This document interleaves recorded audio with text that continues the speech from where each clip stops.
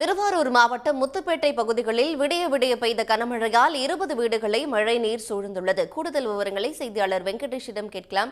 வெங்கடேஷ், இதனால எத்தனை குடும்பங்கள் பரிதவிக்கின்றன? அவங்களுக்கு அத்தியாவசிய பொருட்கள் கிடைக்க நடவடிக்கை மேற்கொள்ளப்பட்டிருக்கா?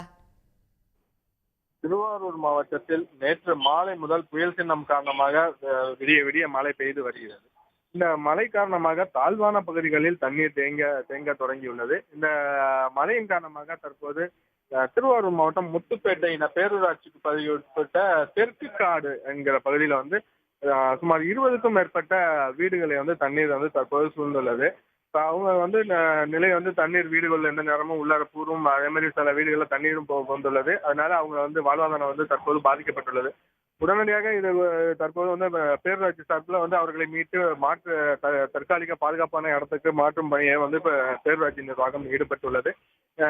தற்போது இந்த தண்ணீர் இதே போல மாவட்டத்தின் தாழ்வான பகுதிகளில் அனைத்து பகுதியிலும் தேங்க தொடங்குவதனால இந்த மழை கடுமையான பாதிப்பு ஏற்பட்டுள்ளது.